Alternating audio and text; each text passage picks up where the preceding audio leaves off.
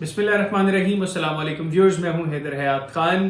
آج کی اس ویڈیو میں ہم بات کریں گے کہ آئی ایم ایف نے جو پاکستان کو اب $3 ارب دینے ہیں، اس کے بعد کیا پاکستان معاشی بدحالی کا جو شکار بنتا جا رہا ہے؟ کیا ہماری معاشی حالات بہتر ہوں گے؟ کیا ہماری انڈسٹری امپروو کرے گی؟ کیا آئی ایم ایف کے پیسے آنے سے بزنس کمیونٹی کا اعتماد کوئی بحال ہوگا گورنمنٹ کے اوپر؟ کیا آئی ایم ایف کے پاکستان کے ساتھ اس ڈیل کے بعد عام آدمی کو کسی طرح کا کوئی ریلیف ملے گا؟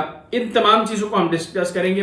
پہلے تو ایک اچھی خبر یہ ہے کہ آج جس وقت سٹاک مارکیٹ میں کاروبار کا آغاز ہوا تو فوری طور پر سٹاک مارکیٹ نے اتنی تیزی پکڑی کہ 100 انڈیکس جو ہے اس میں 2259 پوائنٹس کا اضافہ ہوا اور اس کے بعد سٹاک مارکیٹ کو بند کر دیا گیا. سٹاک مارکیٹ کا یہ اصول ہے کہ جب وہ اتنے ایک سرٹن پرسنٹیج اس کے اندر انکریز ہوتی ہے، میں ایگزیکٹ پرسنٹیج بھول رہا ہوں، شاید 5% اگر جو ہے وہ انکریز آئے تو سٹاک مارکیٹ 1 گھنٹے کے لیے بند کر دیا جاتا ہے اس کے اندر کاروبار. سملرلی اگر اتنی کمی ہو اس کے اندر تو بھی کاروبار بند کر دیا جاتا ہے. تو اب کافی عرصے کے بعد پاکستان کے اندر سٹاک مارکیٹ کے اندر اتنا امپروو آیا کہ 2259 پوائنٹس کے بعد سٹاک مارکیٹ کو بند کرنا پڑا 1 گھنٹے کے لیے. کاروبار 1 گھنٹے کے لیے سٹاک مارکیٹ میں روک دیا گیا. 100 انڈیکس جو ہے وہ تقریباً 44,000 کے قریب جو ہے وہ چلا گیا. اور ایک تو ہماری دعا ہے کہ پاکستان کے اندر معیشت جو ہے وہ گرو کرے اور سٹاک مارکیٹ بھی اسی طرح بہتر پرفارم کرے، دیگر سیکٹرز بھی پرفارم کریں تاکہ الٹیمیٹلی ملک کے حالات تھوڑے سے بہتر ہوں. لیکن بنیادی سوال یہ ہے کہ جو آئی ایم ایف کا پاکستان کے ساتھ اب معاہدہ ہوا ہے، اس معاہدے کے بعد کیا بزنس کمیونٹی کا کوئی اعتماد بحال ہوگا پاکستان کی حکومت پر؟ کیا اوورسیز جو ہے وہ پاکستان پیسہ بھیجنا شروع کر دیں گے؟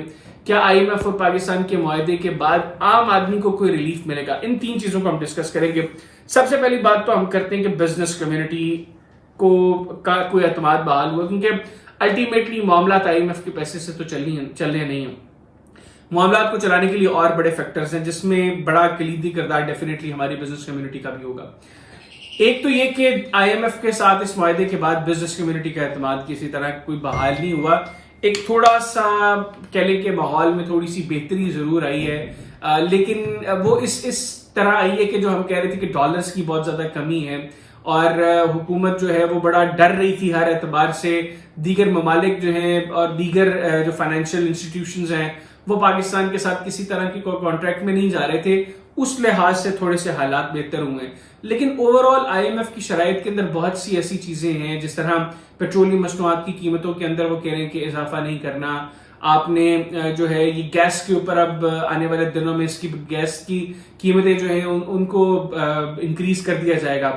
اس کا ایک الٹیمیٹلی بڑا اسٹرانگ ری ایکشن آئے گا بزنس کمیونٹی کی طرف سے، خاص طور پہ وہ کمیونٹی جو انڈسٹری سے ریلیٹڈ ہے.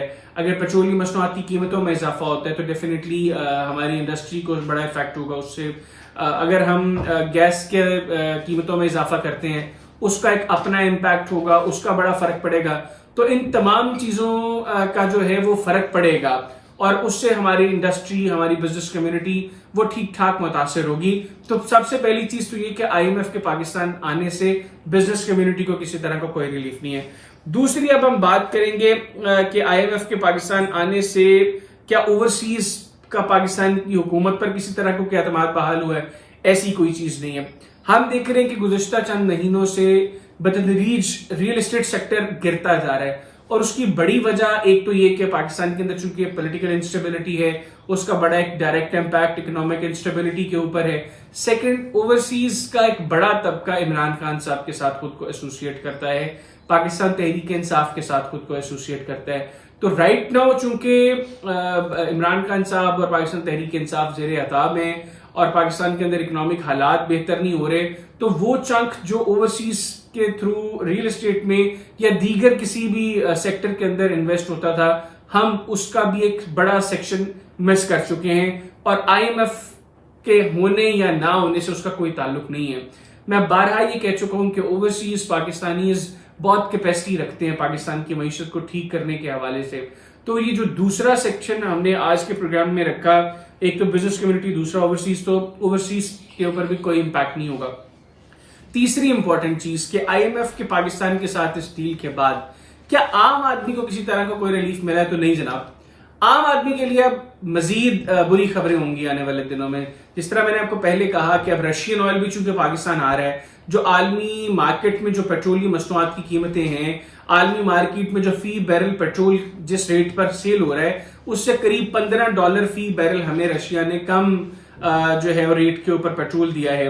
ایکسپیکٹ یہ کیا جا رہا تھا کہ جس وقت رشیا سے پاکستان آئل آئے گا تو پاکستان کے اندر پیٹرولیم مصنوعات کی قیمتوں میں ایک ٹھیک ٹھاک کمی آئے گی, لیکن کمی نہیں آئی, انہوں نے انکریز بھی نہیں کیا, ڈیزل کی قیمتیں انکریز کر دی. ایک تو یہ پریشر ہے IMF کی طرف سے کہ عام آدمی کو جو ریلیفز ملنے ہیں وہاں پر IMF جو ہے وہ تھوڑا سا سختی کے ساتھ حکومت کے لیے دیوار بن کر کھڑا ہوا ہے کہ پیٹرولیم مصنوعات کی قیمتوں میں کمی نہیں کرنی. انفیکٹ لیوی جو ہے اس کے اوپر $5 مزید بڑھا دیا جائے اس کو. اب اس کو گورنمنٹ کس طرح ایڈجسٹ کرتی ہے, پاسبلی گورنمنٹ پیٹرول کے ریٹ انکریز نہیں کرے گی لیکن اب کم بھی نہیں کرے گی. اگر $5 پیٹرول کم کرنا تھا تو اس کو لیوی کے اندر ایڈجسٹ کر دیا جائے گا.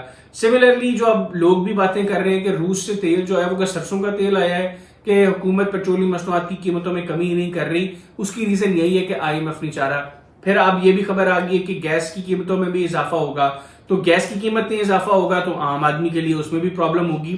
تو IMF کے پاکستان آنے سے عام آدمی کے لیے کسی طرح کی کوئی ریلیف نہیں آنے والی اگلے دنوں کے اندر. انفیکٹ برڈن ہوگا عام آدمی کے اوپر. پیٹرول کی قیمتیں بڑھیں گی یا پیٹرول کی قیمتوں میں کمی نہیں آئے گی تو آپ کی انفلیشن کے اندر کمی نہیں آئے گی. ہاں, پیٹرولیم مصنوعات کی قیمتوں میں اگر کچھ دیر کے لیے کمی کی جائے, کچھ دیر سے مراد میری یہ جو ہر 15 روز کے بعد اسحاق ڈار صاحب آ کر ایک چھوٹا سا پریشر کرتے ہیں, وہ نہیں, کم از کم 2 سے 3 ماہ کے لیے پیٹرولیم مصنوعات کی قیمتوں کا تعین کر دیا جائے گا. اس میں کوئی کمی آئے گی تو اس کا امپیکٹ آنا عام آدمی پر شروع ہوگا. یہ جو 15 دن کے لیے کمی کر دی, 15 دن پر بڑھا دیا یا 15 دن بعد کہا جی برقرار ہیں قیمتیں, اس سے عام آدمی کی زندگی پر کوئی فرق نہیں پڑے گا, ماں سوائے اس کے کہ اس نے جو اپنے موٹر سائیکل کے اندر, اپنی گاڑی کے اندر, اپنی بس کے اندر جو پیٹرول ڈلوانے ہیں اس سے ہٹ کر دیگر چیزوں کے اوپر جو اس کا امپیکٹ ہے وہ تب تک نہیں آئے گا جب تک ہم 2 سے 3 ماہ کے لیے کم از کم پیٹرولیم مصنوعات کی قیمتوں میں کمی یا جو بھی برقرار بھی رکھنا ہے اس کو بڑھانا ہے, کم کرنا ہے, کیونکہ بڑھاتے ہیں وہ تو ویری نیکسٹ ڈے چیزیں بڑھ جاتی ہیں. کمی ہونی ہوتی ہے تو اس کو ٹھیک ٹھاک ٹائم جو ہے وہ اس کے حوالے سے لیا جاتا ہے. تو 3 سیکشنز جو ہم نے دیکھے کہ بزنس کمیونٹی کسی طرح کا کوئی ریلیف نہیں, آپ کا جو اوورسیز ہیں ان کو IMF سے کوئی غرض نہیں ہے. IMF کے آنے سے اوورسیز کا ٹرسٹ گورنمنٹ کے اوپر نہ تو بڑھا ہے نہ کم ہوا ہے. سملرلی ہماری جو عام آدمی ہے, عام پاکستانی, اس کے لیے بھی IMF سے کسی طرح کا کوئی ریلیف نہیں ہے. صرف یہ کہ اب پاکستان جو ہے اس کی جو ڈیفالٹ ہونے کا خطرہ ہے وہ کم ہو گیا ہے. دیگر فائنینشیل انسٹیٹیوشنز کے لیے تھوڑا سا رستہ کھلے گا, لیکن اب یہ رستہ کیسے کھلے گا, کیا دیگر فائنینشیل انسٹیٹیوشنز پریشرائز کریں گے گورنمنٹ کو کہ گورنمنٹ الیکشنز کی طرف جائیں, کیونکہ اس وقت ملک ایک شدید سیاسی بحران کا سامنا کر رہا ہے اور جب تک پولیٹیکل انسٹیبلٹی کا کوئی پازیٹیو سولوشن نہیں نکلے گا اکنامک انسٹیبلٹی ملک میں لانا بہت مشکل ہو جائے گا.